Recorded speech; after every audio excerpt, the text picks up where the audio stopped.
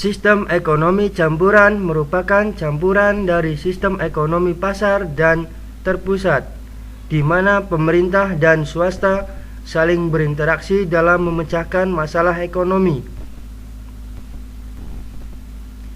Ciri dari sistem ekonomi campuran. Yang pertama, sistem perekonomian diatur oleh pemerintah dan bekerja sama dengan pihak swasta. Yang kedua, pihak swasta atau individu dapat berkembang. Contoh dari sistem ekonomi campuran.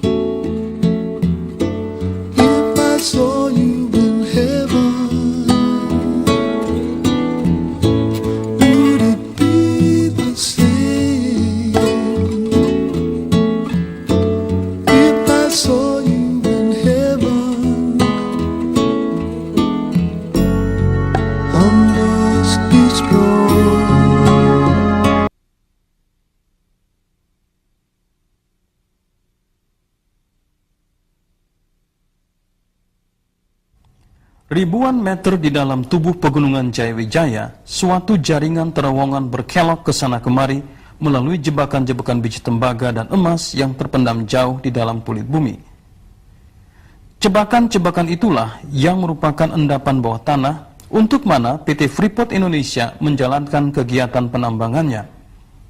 Seluruhnya, terowongan-terowongan untuk operasi bawah tanah tersebut terbentang sejauh kira-kira 90 km, sedangkan panjang konveyor serta jalur biji mencapai lebih dari 15 km. Operasi bawah tanah dilakukan di zona biji dalam atau deep ore zone, zona biji menengah atau intermediate ore zone, demikian pula di Bigosen, Kucing Liar, Dome, dan endapan Grasper yang jauh di bawah permukaan tanah. Sejak 1978 telah digali apungan, jalur angkut dan terowongan vertikal untuk mencapai dan menambang jebakan-jebakan biji tersebut.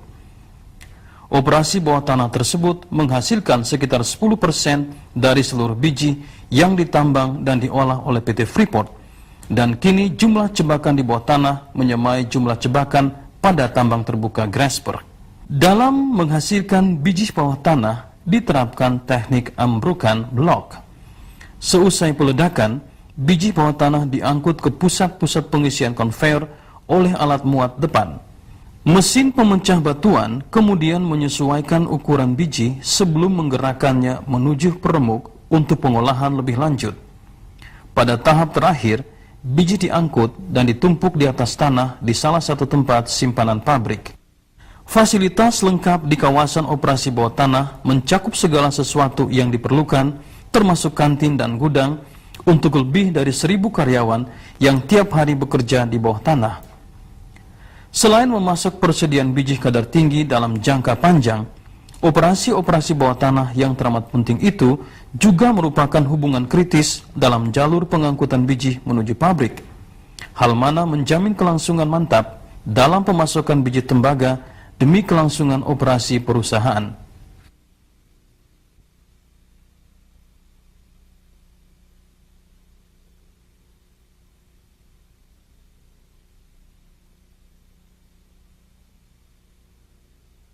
Salah satu aspek unik dalam operasi penambangan Freeport ialah kereta gantung.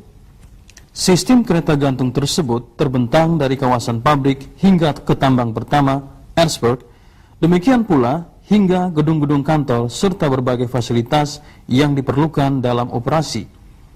Sistem kereta gantung tersebut mulai dijalankan pada tahun 1972, adalah salah satu sistem yang terpanjang di dunia dan beroperasi pada ketinggian 750 meter serta menempuh jarak 1.660 meter.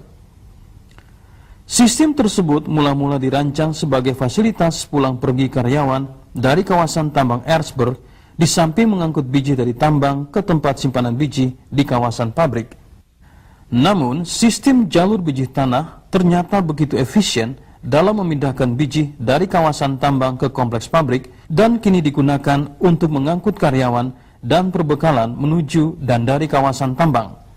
Kedua kereta gantung yang masih aktif mengangkut rata-rata 16.000 ton muatan per bulan menuju kawasan tambang dan membawa kira-kira 8.200 penumpang sebulan dari dan menuju kompleks tambang. Dengan laju rata-rata 8 meter per detik, perjalanan di dalamnya pernah digambarkan oleh para penumpang perdana sebagai perjalanan yang sama asiknya dengan perjalanan kereta gantung di Disney World. Dengan terus meningkatnya produksi serta bertambahnya karyawan yang diperlukan untuk menambang, jebakan maha besar di dan sekitar tambang terbuka Grasberg, serta operasi bawah tanah yang masih berjalan, kuda penarik di udara ini tetap memainkan peranan penting dalam mengangkut karyawan dan perbekalan ke puncak daerah kontrakarya PT Freeport.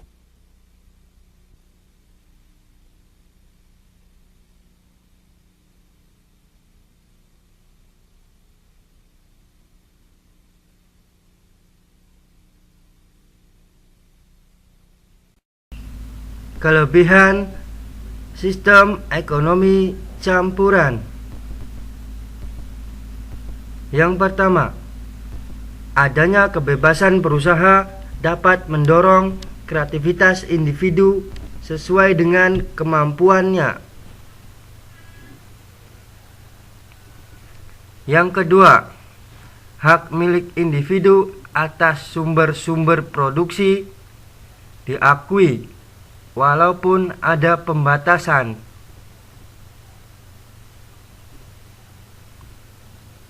Kelemahan sistem ekonomi campuran. Yang pertama, sulit menentukan batas antara kegiatan ekonomi yang seharusnya dilakukan oleh pemerintah dan pihak swasta. Yang kedua, sulit menentukan batas antara sumber-sumber produksi yang dapat dikuasai oleh swasta dan dikuasai oleh pemerintah.